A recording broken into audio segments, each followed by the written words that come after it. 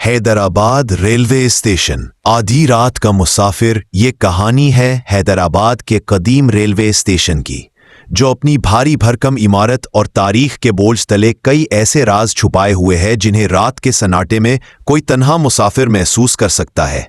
लोग कहते हैं कि यहाँ की पटरियों पर कोई साया भटकता रहे, एक ऐसा मुसाफिर जिसकी मंजिल कभी नहीं आती। रात के ठीक 12 बजे थे जब स्टेशन मास्टर सलीम ने प्लेटफॉर्म नंबर 3 पर आखिरी निगाह डाली।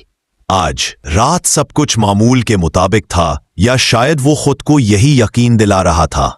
उसकी ड्यूटी का वक्त खत्म होने वाला था और पिछले एक हफ्ते से वो हर रात उसी वक्त एक ही आवाज सुनता था, एक धीमी टूटती हुई आवाज जो उसे नाम लेकर पुकारती थी, सलीम सलीम। वो आवाज हमेशा उस खाली डब्बे से आती थी जो आखिरी लोकल ट्रेन के बाद पटरियों पर खड़ा रह जाता था।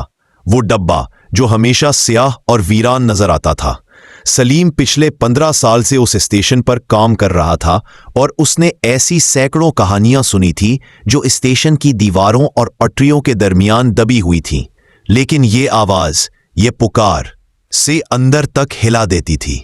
आज भी जैसे ही 1 बजे की घंटी बजी, आवाज दोबारा गूंजी।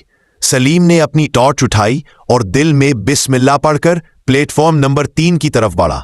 उसका जिस्म कांप रहा था, लेकिन एक नामालूम तजस्सुस उसे खींच रहा था। डब्बे के करीब पहुंचकर उसने टॉर्च की रोशनी अंदर डाली।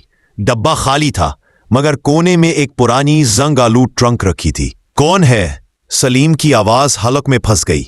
कोई जवाब नहीं आया, लेकिन ट्रंक के ढक्कन पर धीरे धीरे 3 उर्दू हुरूफ नमूदार हुए, एन साद ये असिया।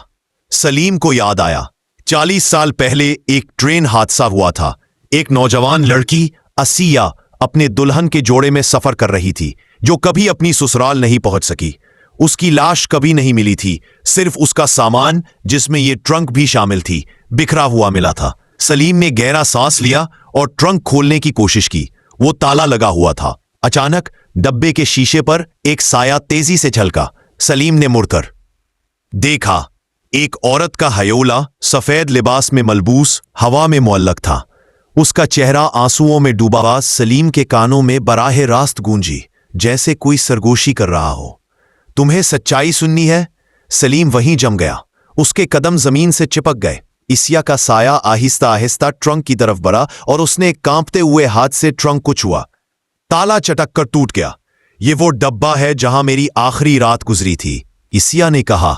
उसकी आवाज में गहरा दर्द था। हादसा कोई इत्तेफाक नहीं था। मेरा शौहर, वो किसी और से शादी करना चाहता था। उसने मेरे सफर के बारे में एक झूठी खबर फैलाई और किसी ने पटरियों से छेड़छाड़ की ताकि वो हमेशा के लिए मुझे दफन कर दे। सलीम ने देखा कि डब्बे की दीवारों पर खून के पुराने धब्बे नुमायां हो रहे हैं, जो सिर्फ आधी रात के वक्त ही नजर आते थे। मेरी रूह यहां कैद है, इसिया ने सिसक कर कहा। जब तक सच्चाई सामने नहीं आती, मैं यहीं भटकती रहूंगी। इसिया का हयोला सलीम की तरफ झुका। उसकी आंखों की दहकती आग अब सलीम की रूह को जला रही थी। मैंने तुम्हें चुना है सलीम, क्योंकि तुम ही यहां की सबसे पुरानी और खामोश गवाह हो। तुम्हें मेरा पैगाम पहुंचाना है। तुम्हें उन सब को बताना है जो मुझे भूल चुके हैं। सलीम का दिल जोर जोर से धड़क रहा था। वो टॉर्च उसके हाथ से गिर गई और रोशनी बुझ गई। मुकम्मल अंधेरा छा गया। सलीम को महसूस हुआ जैसे कोई सर्द हाथ उसके गले को दबा रहा हो। सलीम, सच्चाई, असिया ने आखिरी बार पुकारा। अगली सुबह रेलवे पुलिस को प्लेटफॉर्म नंबर 3 पर सलीम की लाश मिली। उसके चेहरे पर खौफ और सदमे के गहरे तासुरात थे।